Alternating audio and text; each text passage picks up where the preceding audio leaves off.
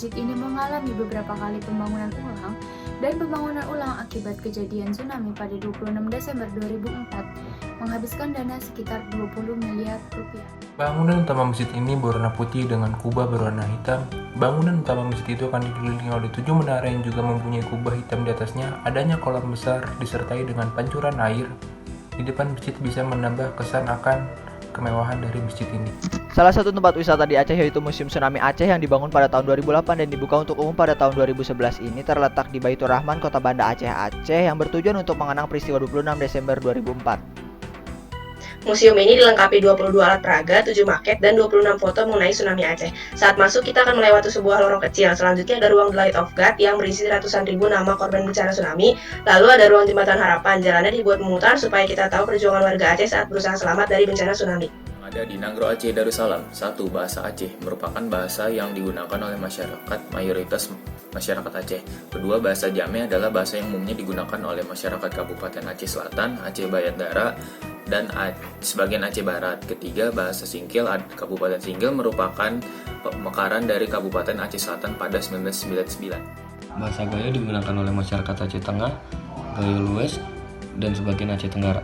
Bahasa Gayo juga memiliki perbedaan seperti Gayo Lut, Gayo Deret, Gayo Lues, Lokok, dan Kalul. Bahasa Kluet atau Keluat digunakan oleh masyarakat Aceh Selatan, yaitu Kecamatan Kluet Utara, Kluet Selatan, Kluet Tengah, dan Timur. Bahasa Tamiang dibagi menjadi dua, yaitu Tamiang Hulu dan Tamiang Hilir. Perbedaannya Tamiang Hulu diakhiri dengan huruf O, sedangkan Tamiang Hilir diakhiri dengan huruf E. Dan untuk bahasa Alas dibagi menjadi 3 dialek.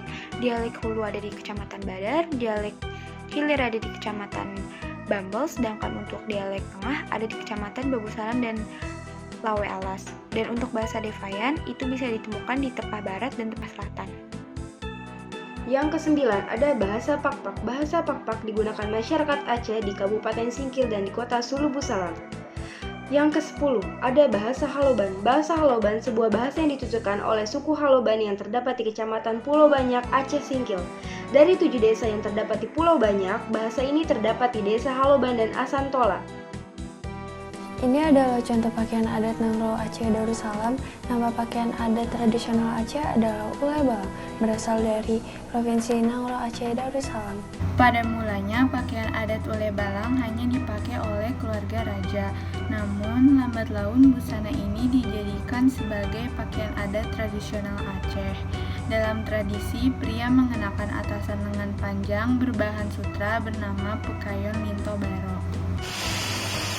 Sementara untuk bawahannya berupa kain berwarna hitam atau disebut sriwewu. Tak lupa pula menggunakan penutup kepala atau nail-ketop dan hiasan senjata khas tanah Renco.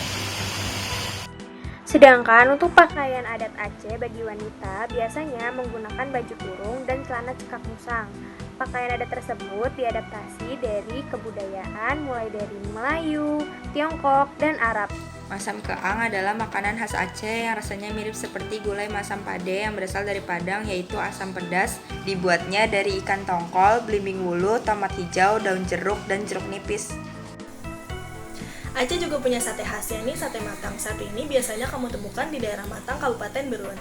Yang membuatnya istimewa adalah proses memasaknya. Sate matang biasanya menggunakan daging sapi ataupun daging kambing. Daging kambing biasanya diungkep dengan bumbu khas Aceh sebelum kemudian dibakar. Sate matang kemudian disajikan dengan kuah soto yang gurih. Lalu ada mie Aceh. Masakan ini pada umumnya dibuat dengan rasa yang sangat pedas. Dan masakan ini dibagi menjadi 3. Ada mie Aceh tumis, mie Aceh goreng, ataupun mie Aceh sup. Tari Saman merupakan sebuah tarian suku Gayo yang biasa ditampilkan untuk merayakan peristiwa-peristiwa besar seperti peristiwa adat. Syair yang digunakan adalah bahasa Gayo. Dalam beberapa literatur menyebutkan, Tari Saman di Aceh didirikan dan dikembangkan oleh Syekh Saman, seorang ulama yang berasal dari Gayo di Aceh Tenggara. Tari Saman ditetapkan UNESCO sebagai daftar representatif budaya tak benda warisan manusia untuk pelindungan warisan budaya tak benda UNESCO. Pertama, Jambo-Jambo. Arti dari Jambo adalah penuh sederhana. Lagu ini paling akrab dengan masyarakat Aceh. Maknanya dalam menceritakan bagaimana suasana desa dengan tanaman padi yang tumbuh pada musim kemarau. Yang kedua ada Hubung Jempa.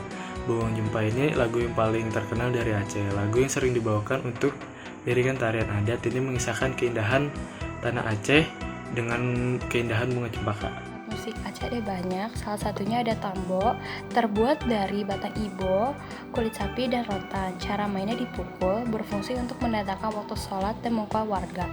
Dan ada tangton trieng, terbuat dari bambu, cara mainnya dipukul, berfungsi sebagai pengatur tempo dan juga musik pada etnik Aceh. Selanjutnya ada rapai, dibuat dari kayu keras, biasanya pohon nangka, dimainkan dengan cara dipukul seperti memainkan gendang, biasa digunakan untuk upacara adat pernikahan. Selanjutnya ada seruni kali, dibuat dari kayu, dimainkan dengan cara ditiup, biasanya digunakan untuk mengiringi musik tradisional Aceh. Rumah adat Aceh atau Krong Bade merupakan rumah suku Aceh yang bertipekan rumah panggung dan terdapat bagan utama dan bagian utama. Komponen utama dari rumah adat Aceh ini ada serambi belakang, serambi depan, dapu, lumbung padi, garasi atau teras, dan juga ada tiang serta gerbang juga. Nah, di balik pembuatan rumah adat Aceh tersebut pasti membutuhkan bahan-bahan.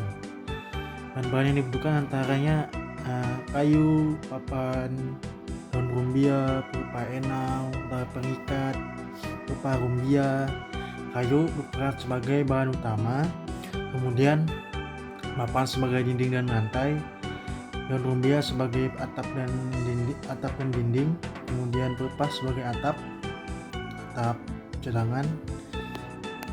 Sejarah rumah adat Aceh. Sejarah rumah adat Aceh adalah berdasarkan kepercayaan yang dianut oleh masyarakat terdahulu. Leluhur mengisyaratkan bahwa rumah bukan hanya untuk tempat berteduh, tetapi juga ekspresi keyakinan akan hadirnya Tuhan. Rumah merupakan jembatan syukur atas kekayaan alam yang diberikan oleh Tuhan. Karena itu, pembuatan rumah Aceh selalu memanfaatkan bahan-bahan yang ada di alam. Penduduk Aceh sangat paham bagaimana cara memanfaatkan bahan-bahan alam untuk menjadikan sebuah hunian. Kayu-kayu pilihan digunakan untuk membuat tiang, papan untuk dinding, dan atap dari daun rumbia. Masyarakat Aceh tidak menggunakan paku untuk menyambung tiap tiang-tiangnya, tetapi diikat kuat dengan rotan atau pasak. Ada kan?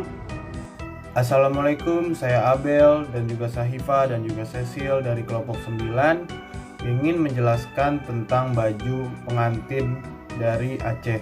Selamat menonton. Untuk baju pria pengantin Aceh ini biasanya sangat khas dengan topi emasnya, yaitu kopiah. Dengan celana panjang hitamnya dan juga baju lengan panjang hitamnya berbalut kain songket Aceh memberikan kesan bak raja-raja Aceh. Pakaian adat pernikahan khas Aceh khusus perempuan. Pertama itu ada baju kurung. Baju kurung itu gabungan dari kebudayaan Melayu, Arab, dan Cina. Baju ini memiliki model yang longgar sehingga nggak memperlihatkan tubuh wanitanya.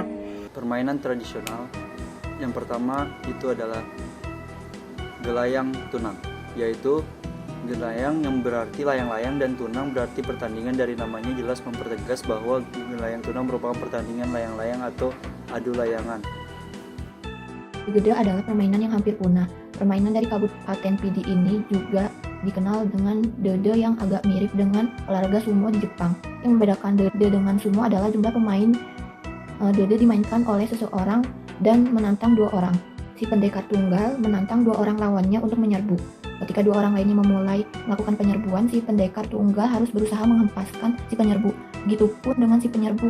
Mereka harus bisa menghempaskan si pendekar tunggal. Dalam tiap permainan bertindak 4 orang juru yang pemisah yang disebut orang sembelah juri artinya.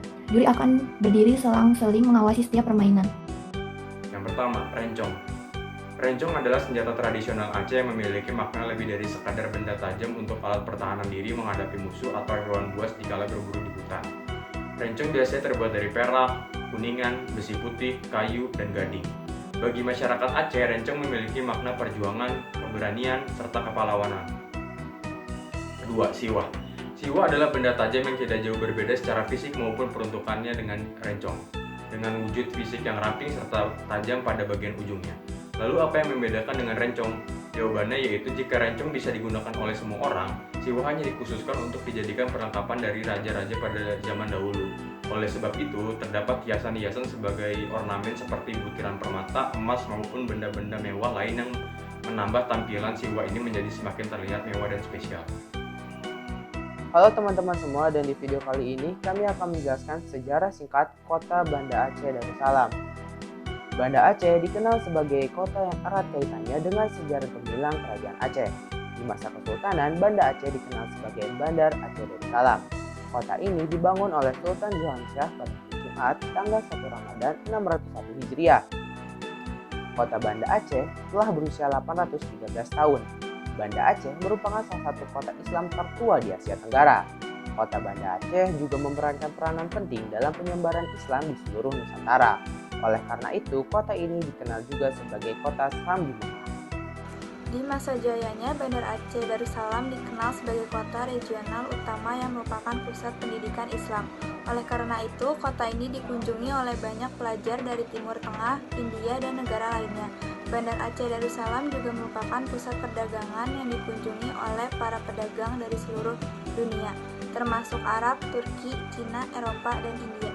Kerajaan Aceh mencapai puncak kejayaan saat dipimpin oleh Sultan Iskandar Muda pada tahun 1607 sampai 1636 yang merupakan tokoh legendaris dalam sejarah Aceh.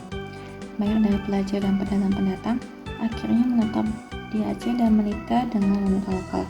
Hal ini menyebabkan pembaruan budaya. Hingga saat ini, budaya-budaya masih menyisakan pemandangan di sudut-sudut kota Banda Aceh, misalnya di wilayah Pencinan, di Gampong Penayong, dan peninggalan kuburan Reki di Bikai.